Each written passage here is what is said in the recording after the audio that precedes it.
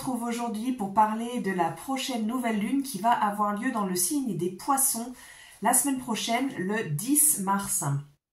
Alors bien sûr, on va aborder aujourd'hui les thématiques de cette carte du ciel actuelle et donc tous les enjeux qu'elle présente et les opportunités aussi.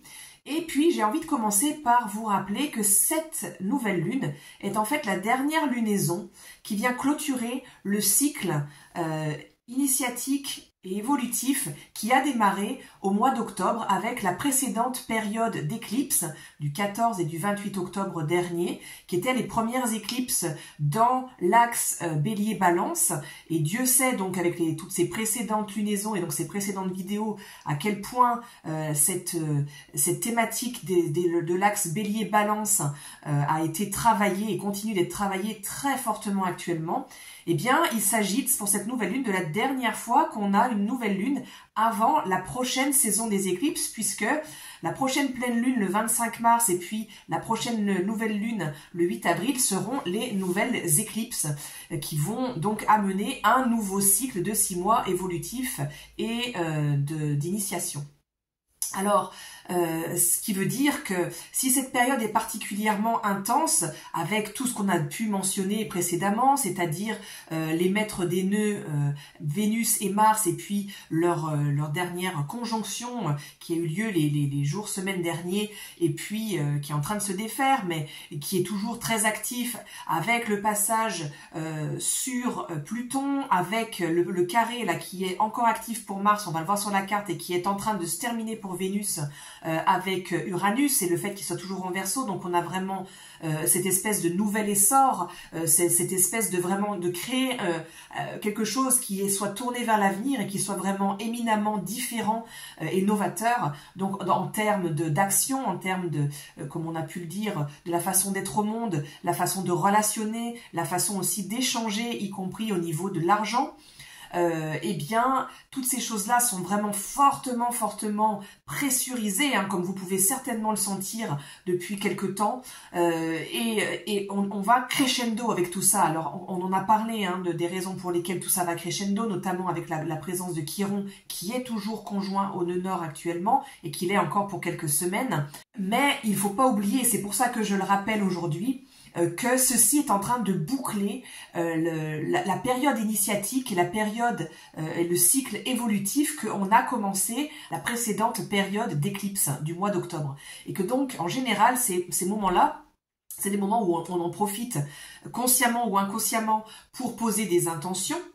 Donc forcément, quand la période se termine, eh bien, c'est une période où tout ce qu'on a pu remettre sur le tapis et lancer comme intention va s'intensifier, et tout ce qui a besoin de boucler pour pouvoir faire en sorte que ces intentions vraiment se mettent en œuvre, eh bien, vient s'accélérer, vient s'intensifier. Eh bien, tout ça vient être mis sous une loupe et vient en fait nous apporter à notre conscience tout ce qui reste encore à faire pour pouvoir arriver à cette réalisation de ce qu'on a mis en intention avant la prochaine échéance de la prochaine période écliptique. C'est un petit peu la même chose, peut-être que vous en avez déjà fait l'expérience auparavant. On va dire les 2 mois qui précèdent notre anniversaire, en général, sont des mois qui sont très intenses et où il se passe beaucoup de choses. Parce que, en général, qu'on le fasse consciemment ou inconsciemment, on débute un nouveau cycle personnel, cette fois par contre évolutif, avec chaque révolution solaire, c'est-à-dire chaque fois que le soleil revient à sa position exacte du moment de notre naissance. Et quand cette période va arriver à son terme, 1 mois ou 2 avant, en général, on voit bien qu'il se passe plein de choses, on a plein de remises en question, ça bouge dans notre vie, il y a des événements, ou en tout cas, on a vraiment envie de changer plein de choses, et on commence à mettre en œuvre certaines choses qu'on n'avait peut-être pas mises en œuvre jusque-là, ou alors les choses commencent à prendre forme. Eh bien, c'est un petit peu la même chose pour tout cycle évolutif finalement, et c'est la même chose qui est en train de se passer actuellement, d'autant plus renforcée, hein, comme on a le dit, par l'influence forte et d'Uranus et de Pluton sur les maîtres de l'axe de ces nœuds, et donc qui vient renforcer ce besoin pressant hein, d'évolution sur les thématiques que je viens de mentionner. Voilà, donc ça c'est pour poser déjà le climat actuel qui est collectif, qui va évidemment se manifester différemment pour chacune, pour chacun, mais qui n'empêche soulève les mêmes thématiques pour tout le monde. et qui donc est intense. C'est un élément en fait que je vous amène de réponse supplémentaire sur le pourquoi c'est aussi intense, pourquoi il y a autant de choses qui sont soulevées actuellement, et pourquoi c'est comme si toutes les cartes étaient jetées en l'air, et puis on attend de voir dans quel sens ça va retomber pour pouvoir aller de l'avant, mais dans quelle direction, et puis on ne sait pas du tout qu'est-ce qui va pouvoir perdurer dans notre vie, qu'est-ce qui va s'arrêter, qu'est-ce qui va s'ouvrir, qu'est-ce qui va se fermer. On n'a pas vraiment de visibilité, on commence à savoir par où on a envie d'aller, dans quelle direction, mais on n'a pas forcément toujours les moyens d'y parvenir, comme on a pu le mentionner la dernière fois, avec ce nœud nord qui est toujours conjoint à Chiron. Eh bien, peut-être qu'on a cet élan d'aller dans une certaine direction d'affirmation de soi, de révélation, de mise en place de certains projets, de réalisation, mais qu'on ne trouve pas les moyens parce que toutes ces blessures qui nous ont empêchés de nous mettre en œuvre jusqu'à présent reviennent à la surface. Bon, on en a déjà parlé dans la vidéo précédente. Je vous propose de retourner voir cette vidéo si vous avez envie de creuser un petit peu plus cette thématique-là et le pourquoi du comment. Aujourd'hui, on va plus se focaliser sur 3 points particuliers. On va se focaliser sur la notion de solitude qui est vraiment extrêmement présente actuellement avec le nœud nord et Chiron en bélier qui sont toujours conjoints. On va parler également de tout ce qui peut tourner autour des addictions. Et on va parler enfin d'une certaine notion de dissolution dont on va parler avec notamment la présence du soleil de la lune conjoint à Neptune en Poisson.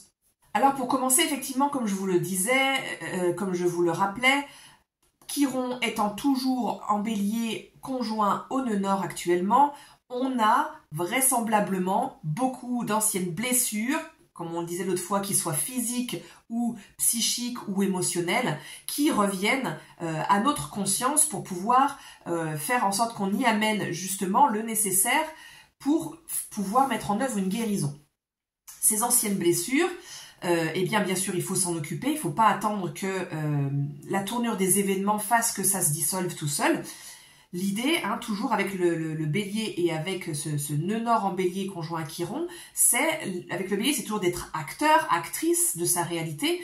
Et ici, puisqu'on a ce nœud nord conjoint à Chiron, l'idée c'est d'être actrice, acteur de sa guérison.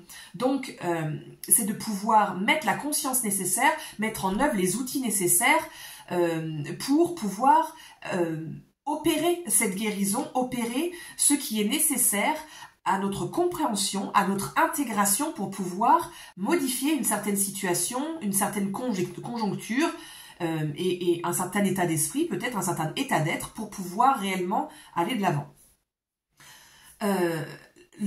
La possibilité ici pour certains d'entre vous, d'entre nous, je m'inclus dedans bien sûr, c'est que nous soyons confrontés au retour en force de certaines addictions. Et ça peut être des addictions, alors on pense tout de suite, quand on parle d'addiction, on pense toujours à des choses un peu dramatiques, à de la drogue, à de l'alcool, ça peut être ça, ça peut être des choses beaucoup plus, on va dire, intégrées dans le quotidien et qui passent plus de manière anodine. Et je pense notamment à l'addiction aux écrans, qui touche pratiquement tout le monde aujourd'hui. C'est quand même difficile de se passer des écrans. Je pense aux addictions alimentaires, et aux addictions aussi à la codépendance en fait affective. Entre autres, ça peut être évidemment une multitude d'autres choses. Les addictions sont en général des stratégies inconscientes ou subconscientes qui nous permettent soit de nous apaiser, d'apaiser une tension, une peur, une appréhension, un état de stress, soit qui nous permettent de faire éteindre un petit peu, d'assoupir quelque chose qui est inconfortable. Et de nous permettre de ne pas le regarder et parce qu'on a peur de ce qu'on va y trouver ou qu'on pense qu'on n'a pas les moyens. En tout cas, il y a une appréhension trop grande par rapport à ce qu'on va trouver dans l'état d'anxiété qu'on peut ressentir et donc on va essayer d'apporter un certain endormissement via les addictions et de détourner l'attention vers autre chose. Alors, chacune d'entre nous avons nos addictions à des degrés qui sont différents selon chaque personne. On va avoir recours à ces questions-là quand on a besoin de se divertir, de détourner notre attention de quelque chose d'inconfortable. Et Dieu sait que la période est inconfortable et qu'on se retrouve donc en ce moment confronté, comme je vous le disais, à des blessures qui peuvent être un petit peu impressionnantes. Parce que d'une part, on pouvait penser les avoir guéries et puis les avoir dépassées depuis belle lurette et en fait elles reviennent. Et l'idée ici, c'est de pas se dire oh là là, mais qu'est-ce qui se passe, mais juste de dire bon ben ok, il restait une petite touche de nettoyage à faire, bon bah je prends mon éponge et puis je nettoie et voilà. Comme de la même manière où on avait nettoyé les poignées de porte il y a 1 an et puis on les a pas nettoyés depuis 1 an, bon bah on voit qu'il y a de la saleté dessus. Ça sert à rien de se lamenter sur oh là là, mais qu'est-ce que j'avais les mains sales, mais à quoi j'ai pensé, mais comment c'est possible que j'ai pu avoir toute cette saleté sur ma poignée de porte. Là on perd de l'énergie, on perd du temps. Ben voilà, bon ok, ben c'est sale, et ben je nettoie. Et l'idée, c'est un petit peu d'aborder ces anciennes choses qui reviennent à la surface de cette manière-là. Alors évidemment, c'est plus facile pour une poignée de porte que pour une blessure émotionnelle, hein. J'en suis bien consciente, mais voilà, c'est juste pour vous donner une idée de tournure d'esprit qui est plus aidante en fait au dépassement de ces difficultés-là. Pour en revenir aux addictions que j'étais en train de mentionner, eh bien, on peut avoir ici des comportements un peu addictifs qui viennent nous détourner de ce qu'on pourrait avoir à faire pour se mettre en œuvre vers quelque chose de nouveau. Et dans les peurs qu'on peut avoir, comme on en a parlé hein, avec précédemment, je crois que c'était dans l'avant-dernière vidéo, sur le changement potentiel amorcé par le Verseau, et par notamment Pluton en Verseau, c'est que ça peut apporter une espèce de figement et de blocage où on refuse d'aller vers l'avant parce que c'est trop effrayant. Et il peut y avoir cette impression-là ici avec ce bélier qui nous apporte des potentielles nouveautés. À la fois, on a vraiment envie de sortir de l'ornière, on a envie vraiment d'avancer, mais à la fois, parfois, le renouveau qui amène sa part d'inconnu est trop effrayant. Et donc, c'est à cet endroit-là que les addictions peuvent entrer en jeu. Eh bien, tout à coup, vous pouvez vous retrouver à regarder pendant des heures des séries. Et pendant ce temps-là, vous n'êtes pas en train de poser les petits pas pour aller vers l'avant dans ce que vous aimeriez concrétiser. Ou bien il y a une émotion forte qui revient, ou l'angoisse est là, par exemple, et vous vous retrouvez à manger n'importe quoi, du sucre, du gras, alors que vous n'avez pas faim, et que ça fait longtemps que vous n'avez pas eu ces comportements alimentaires-là, mais tout à coup ça revient. Il peut y avoir ces choses-là, ça ne veut pas dire que c'est dramatique, ça veut dire qu'il y a quelque chose en dessous qui a besoin de notre attention.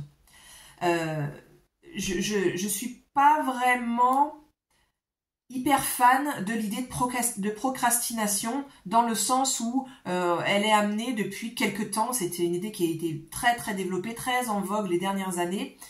Et ce qui me gêne là-dedans, c'est que elle va apporter cette notion-là, de la manière dont elle est présentée hein, la plupart du temps, elle va amener une espèce de culpabilisation. C'est-à-dire que je suis en train de procrastiner, c'est-à-dire que je vais m'apporter une dose de flagellation supplémentaire dans le sens où je ne suis pas en train de faire le nécessaire pour aller de l'avant, c'est de ma faute, et donc du coup, c'est pas bien, il faut que j'arrête de procrastiner. Bon. Certes, il n'est pas bon à la longue de repousser éternellement ce qu'on pourrait mettre en place pour changer sa réalité. Ceci dit, s'auto-flageller pour ça, ça apporte rien de bon non plus.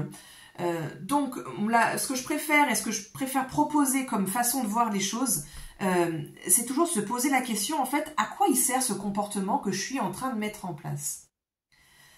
Parfois, il a une utilité bénéfique, qui est que en ce moment, par exemple, ça peut être le cas actuellement, j'ai un trop grand influx d'informations de partout. Évolutif qui vient de partout dans mon environnement, qui vient d'en haut, qui vient d'en bas, qui vient horizontalement. J'arrive pas à tout traiter cette information-là, et donc du coup j'ai besoin de faire une pause, de mettre mon mental au repos, et du coup ça peut servir à ça aussi. Bon, c'est là qu'il faut que ça ne dure pas trop longtemps. Mais ça peut avoir une utilité. Je donne un exemple parmi d'autres, mais ça peut complètement être le cas, ce cas de figure-là actuellement. L'idée, c'est de ne pas se laisser embarquer dans une spirale qui peut vite prendre de l'ampleur et puis qui peut être assez négative et nous emmener vers quelque chose qui mène vers de l'inertie. Et donc de cadrer en fait dans le sens de se dire bon ben ok, là je vois que j'ai besoin de stopper le mental, donc j'ai besoin de mettre mon mental au repos, de me mettre au repos. Alors bon ben je vais ok, je vais faire la loc devant la télé, mais je me donne 2 heures, quoi, par exemple. Et du coup, après, bon, ben, j'ai nourri ce besoin de me mettre au repos, j'ai respecté mon besoin, et en même temps, je respecte aussi mon besoin d'aller de l'avant. Et donc, du coup, ça apporte un certain équilibre. Il se peut aussi, et c'est souvent le cas, que lorsque je me pose la question de mais à quoi ça sert en fait, à quoi me sert cette attitude-là, et bien souvent, dessous, ça sert simplement à alimenter un schéma, un fonctionnement acquis qui tourne en automatique depuis des décennies peut-être ou des années et qui nous permet tout simplement en fait de rester fidèle à un certain mode de fonctionnement qui est rassurant pour notre psyché, qui est rassurant pour nos systèmes intérieurs. Mais l'idée ici avec ce chiron conjoint en honneur en bélier, comme je vous le disais, c'est de prendre en main sa guérison, c'est de s'autonomiser aussi, et de se rendre compte qu'on a parcouru tout un tas d'étapes sur notre chemin de guérison, sur notre chemin initiatique, sur notre chemin évolutif, et que ceci nous a renforcés, qu'on a des outils aujourd'hui pour pouvoir dépasser certains blocages, certaines peurs, certains figements qui nous ont mis dans des situations où on a dû, pour une question de survie, mettre en place des stratégies de protection, en fait, dont peuvent participer ces addictions ou ces détournements d'attention. Ici, l'idée, c'est de plonger dans la guérison, même si c'est effrayant, même si c'est inconfortable. Et encore une fois, je sais que je vous le dis à chaque fois, mais faites-vous accompagner par les personnes bienveillantes et professionnelles que vous pouvez trouver sur votre chemin pour pouvoir construire la sécurité intérieure et la certitude intérieure que vous avez désormais suffisamment de solidité pour accompagner cette part enfantine généralement, d'enfant intérieur, qui n'a pas pu à l'époque faire autrement et qui donc du coup a mis en place ces stratégies de survie mais qui aujourd'hui sont obsolètes, non seulement obsolètes mais délétères. Elles ne servent plus votre protection, elles ne servent plus votre survie mais elles vous empêchent d'aller vers l'avant. Et donc l'idée ici c'est de s'accompagner, s'auto-accompagner avec bienveillance, de se prendre par la main, peut-être d'avoir un discours, un dialogue intérieur, de prendre ce temps-là. Moi je trouve que c'est toujours efficace de prendre un temps, de visualiser la part de soi à l'âge qui est concerné et de tenir le discours de oui ok, voilà ce qui s'est passé, ça n'était pas correct. J'entends ta détresse et je ressens vraiment ce que tu as pu ressentir et je ressens les émotions X, Y, Z que tu as pu ressentir. Mais de le faire vraiment d'un espace du cœur, pas juste mentaliser de manière théorique. Je veux dire, il faut vraiment le faire avec sincérité, quoi, pour que ça fonctionne. Et d'accueillir tout ce que peut ressentir et dire cette part-là qui est en face de vous, cette part de vous, et de lui dire mais maintenant je suis là en fait et maintenant j'ai les outils pour aller de l'avant et alors on va y aller tranquillement pour pouvoir faire en sorte que ça se fasse d'une manière qui soit sécurisante pour toi, mais on va avancer parce que ce fonctionnement là ne nous sert plus. C'est pas une baguette magique, ça va pas révolutionner votre réalité du jour au lendemain, mais ça va vous permettre de franchir des grands pas. Donc voilà un petit point sur le premier point qui concerne les addictions. Et encore une fois, être capable de faire ces pas-là et ces démarches-là envers soi-même, ça va vers un sens d'autonomisation. Chiron, la clé de guérison est conjointe au nœud nord, mais conjointe au nœud nord en bélier. Il ne faut pas oublier qu'ici, l'idée, c'est de s'autonomiser. Ça ne veut pas dire qu'il faut tout faire tout seul. Hein. L'autonomie, c'est pas l'autarcie. Hein. L'autonomie, la véritable autonomie, c'est être capable de connaître ses propres besoins, d'être capable de repérer ses propres limites et d'être capable de demander de l'aide quand il y en a besoin. Et d'être capable de faire seul quand il n'y a pas besoin. Voilà, c'est ça la véritable définition de l'autonomie. Ce qui veut dire que demander de l'aide quand on en a besoin, c'est de l'autonomie. Alors le second point que je voulais aborder aujourd'hui, c'est la notion de solitude que peuvent ressentir beaucoup de personnes actuellement. Pourquoi? Puisque le nœud nord, encore une fois, est en bélier. En bélier, comme on en a parlé un certain nombre de fois, l'idée c'est d'ouvrir des voies, d'aller découvrir qui l'on est et vers où on a envie d'aller et de vraiment tracer le chemin soi-même. Lorsqu'on trace le chemin soi-même, eh bien, il n'y a pas beaucoup de choix, forcément. On est avec notre singularité, on est avec notre spécificité, et forcément, il y a un degré de solitude qui est là. Manifestement, on ne peut pas éviter ça. Et je crois que la solitude, c'est vraiment un ressenti qui est partagé par beaucoup de monde actuellement, parce que chacune est dans cette dynamique de trouver son centre, de trouver son orientation, de trouver sa destination, de trouver ses ressources personnelles qui vont pouvoir faire en sorte que l'on va pouvoir partager avec le monde son unicité, sa spécificité, ce que l'on est capable d'offrir au monde, mais que nous seuls sommes capables d'offrir au monde de cette manière-là, puisque nous sommes les seuls à avoir ce chemin évolutif-là, ces circonstances-là, ces talents-là, ces qualités-là, ces limites-là, et donc du coup, ça referme l'entonnoir, j'ai envie de dire, dans le sens bénéfique où il y a des endroits où il n'y a que nous qui pouvons faire la différence de cette manière-là, à cet endroit-là. Une autre personne pourra agir dans une même thématique, mais sous un angle différent. Et ici, l'influence importante encore d'Uranus, qui est donc en taureau toujours, et qui commence à être conjoint de plus en plus resserré avec Jupiter d'une part, qui est donc le maître du Verseau, comme vous le savez, signe du Verseau qui héberge actuellement encore les deux maîtres des nœuds lunaires, donc de l'axe évolutif actuel, et dont Mars, le maître du nœud nord, où on a le gros focus en ce moment avec la fameuse conjonction Chiron, est en carré justement à Uranus et à Jupiter. Eh bien, on a cette forte présence de l'énergie uranienne de changement, on en a déjà parlé, de changement radical, mais aussi, et ici surtout, d'individuation et d'être en lien avec sa spécificité, avec son unicité, avec ce qui nous différencie du lot. C'est vraiment quelque chose de très uranien et de très Verseau. Donc ici, on a ce renforcement de l'idée de contribution au monde, avec le Verseau qui est quand même un signe collectif et humaniste, de contribution au monde, donc à notre propre manière, de manière que personne d'autre peut faire comme nous. Et Uranus étant cette planète qui accentue l'individuation, la spécificité, eh bien, elle vient ici mettre l'accent sur « moi, je suis différent du monde ». Là, je me sens vraiment différent des autres, des gens autour de moi. Là, j'ai l'impression soit à l'extrême, ça peut être, je trouve pas ma place, je sais plus ce que je fais dans ces groupes-là. Ou bien ça peut être, oui, là, je sens que moi, je diverge d'opinion à certains endroits. Ça peut être plus modéré, mais en tout cas, il y a vraiment ce sentiment de solitude qui est accentué aussi par cette présence forte d'Uranus. Donc ici, on peut vraiment sentir et se sentir fortement en relation, en lien avec notre différence. Et du coup, l'idée, c'est de créer des nouveaux modes d'être au monde avec cette idée-là.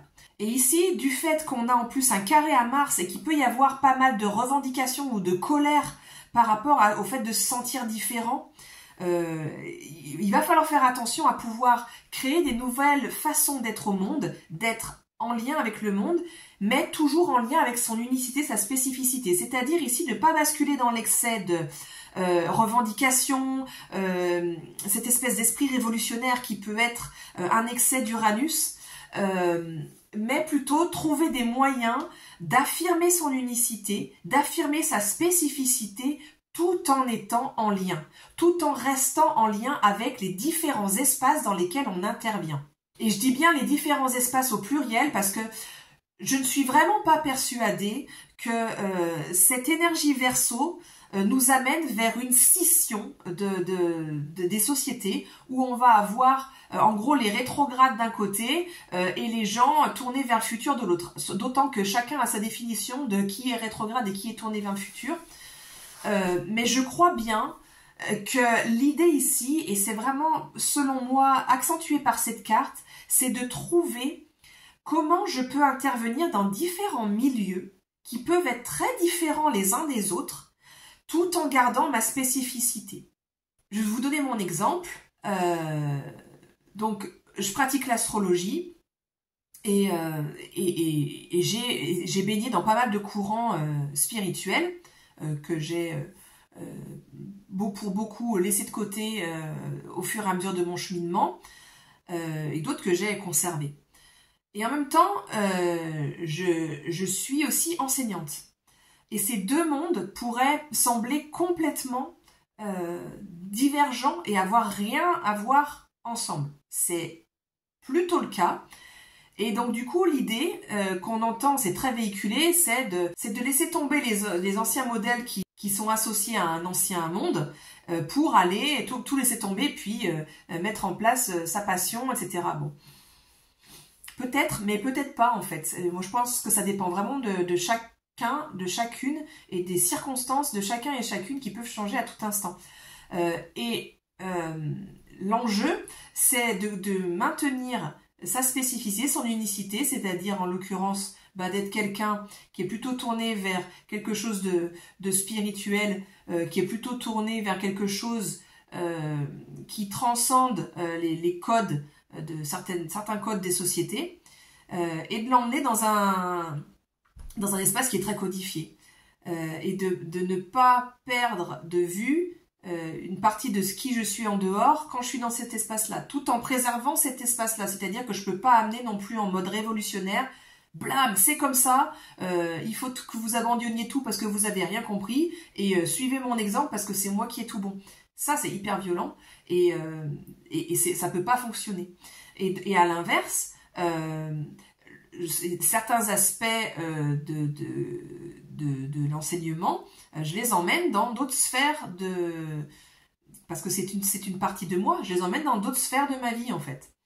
Et je crois qu'il y a quelque chose comme ça où l'idée c'est de prendre conscience de ces spécificités et d'être capable d'interagir avec différents mondes, différents espaces, de manière à ne pas se perdre soi, ne plus perdre sa flamme, sa spécificité, mais en même temps ne pas imposer à l'extérieur et ne pas se limiter non plus à un seul type d'espace parce que ça correspond le plus à une certaine dominante. Je suis pas sûre que ce soit vraiment l'orientation qui nous soit proposée. Parce que si on fait ça, ça crée vraiment une scission, ça augmente l'effet de scission qui peut se faire sentir actuellement. Et je suis vraiment pas sûre que ce soit la direction que nous invite à prendre le Verseau et le Poisson qui sont fortement représentés sur la carte actuellement. Voilà, ça c'était une parenthèse personnelle pour vous donner un exemple. Mais l'idée c'est ça en fait, c'est qu'il n'y aura jamais un espace qui va correspondre 100% à votre unicité. Pour la simple et bonne raison qu'aucune autre personne est exactement comme vous, donc aucun autre espace est exactement comme vous. Et que l'idée c'est de garder et de nourrir sa spécificité, vraiment, et c'est important ici avec le Verseau, de la nourrir mais pas de manière revendicative, et également d'être capable d'interagir avec différents espaces complètement différents. Et d'être capable de s'y adapter pour pouvoir s'y intégrer et pas rester complètement à l'écart, mais de s'y adapter avec la juste distance dans le sens où je vais pas non plus m'y dissoudre dedans pour faire complètement corps avec l'extérieur et donc me perdre. Ça rejoindrait le nœud sud en Balance notamment. C'est donc de bien garder sa spécificité, son unicité, et en même temps d'avoir cette souplesse qui va permettre de continuer d'interagir et de pas être dans un truc qui va se figer, qui va se refermer et qui va potentiellement pouvoir être violent dans le sens où si j'impose ma façon d'être, c'est violent, et en même temps si je me referme de tout, c'est aussi violent, mais cette fois pour moi quoi. Dernier point que j'avais envie d'aborder aujourd'hui, c'est la conjonction du Soleil et de la Lune, bien sûr pour cette nouvelle Lune en Poisson, qui sont aussi conjoints avec la planète régente des Poissons et qui est donc Neptune. Donc on retrouve ici cette énergie poisson fortement marquée, donc avec cette idée d'altruisme, cette idée de générosité, et également la sensibilité à l'autre. Donc ce qui va nous faciliter d'ailleurs la tâche un petit peu dans l'idée de prendre en compte l'autre dans notre affirmation de nous, comme on vient de le mentionner. Mais étant donné qu'on est dans cette énergie poisson et neptunienne fortement présente ici, on a vraiment cette idée de dissolution qui est là. On a comme une énergie un peu qui vient apporter une dissolution de différentes notions, et notamment des pans de notre psyché, peut-être de nos objectifs d'évolution. Ça va se faire en lien, et ça va soutenir en fait le travail de Chiron, nœud nord en bélier, parce que ça va nous permettre une redéfinition en fait, cette dissolution-là. Donc Neptune est en conjonction avec le Soleil, il est en conjonction avec la Lune, qui sont en conjonction ensemble bien sûr pour la nouvelle Lune, et Neptune conjoint au Soleil, ça va apporter une espèce de dissolution, de flou en tout cas, sur qui je suis, qu'est-ce que je suis venu faire au monde, et à quoi je m'identifie. Et en conjonction avec la Lune, ça va plutôt être une espèce de flou, de dissolution de ce avec quoi j'arrive, quel bagage avec lequel j'arrive, les héritages, tout ce qui me vient de mes lignées, les mémoires, les conditionnements, etc. Mais aussi tout ce qui touche à l'enfant intérieur, tout ce qui touche aussi à ce qui est inné et qu'on rapporte de nous, de avant. Donc on va avoir une espèce de dissolution, ça ne veut pas dire que ça va disparaître, mais c'est comme si les choses devenaient un peu floues, et il y avait une espèce d'apaisement de quelque chose de très fluide, de très posé, très doux qui arrivait et qui nous empêchait de voir vraiment très clair sur ces notions-là. Et ça va soutenir le processus de transformation et de guérison en cours, puisque l'idée c'est que ça va nous aider à une espèce de sorte de dépersonnalisation par rapport au Soleil, et aussi une grande hausse des perceptions et de l'intuition. De toute façon, avec Neptune, avec les poissons, en plus avec la Lune qui est conjointe, on peut vraiment avoir ça qui va être mis en œuvre. Donc ça veut dire que ça risque d'être un transit encore où on risque de pas y voir tout à fait encore très clair sur qui on est, où on va, quelle direction on se donne, mais qui va permettre d'aider à dissoudre des choses à quoi on pouvait s'identifier et qui finalement ne nous servent plus. Et du fait que tout ceci se fasse en sextile à Uranus, encore une fois, Uranus qui est donc très très très présent dans cette carte, eh bien ça soutient cette idée de changement là. On a vraiment Uranus, il nous apporte toujours un changement. En fait, Uranus amène toujours une information à notre conscience qui nous vient subitement et sur laquelle on a besoin de porter notre attention pour pouvoir faire les modifications nécessaires et aller de l'avant vers la direction qui est désormais bonne pour nous. Et donc ici, cette espèce de dissolution des choses auxquelles on pouvait s'identifier ou qu'on pouvait transporter avec nous depuis longtemps, en suivant cette intuition, en suivant ce mouvement-là, va pouvoir nous aider et soutenir ce processus de guérison et de changement vers quelque chose de nouveau. Ça a d'autant plus d'importance que, comme je vous le disais en intro, les deux prochaines lunes, donc la prochaine pleine lune et la prochaine nouvelle lune, seront les éclipses et donc vont amorcer un nouveau cycle évolutif pour les prochains 6 mois, que donc on a vraiment besoin de boucler la boucle là et donc d'apporter les touches de guérison finale aux intentions qu'on avait pu poser, au travail qui a été amorcé depuis l'année dernière et qui est en train de vraiment finir de se mettre en œuvre pour pouvoir amorcer ce nouveau départ. Voilà, donc encore une période intense qui s'ouvre à nous et puis ça va l'être encore pour eh bien largement le mois à venir, puisqu'on a les périodes d'éclipse qui viennent suivre cette prochaine nouvelle lune. Alors encore une fois, trouvez le soutien là où vous en avez besoin, alimentez ce qui vous fait du bien, trouvez du temps pour pouvoir nourrir ce qui est bon pour vous et qui vous permet de recharger les batteries et qui vous permet probablement en même temps de nourrir une certaine direction que vous avez envie de donner à votre vie, qu'il s'agisse d'un loisir ou qu'il s'agisse de quelque chose de plus établi, peu importe, en tout cas faites ces démarches là et je vous souhaite vraiment tout le meilleur pour cette période et je vous dis à bientôt pour une nouvelle vidéo.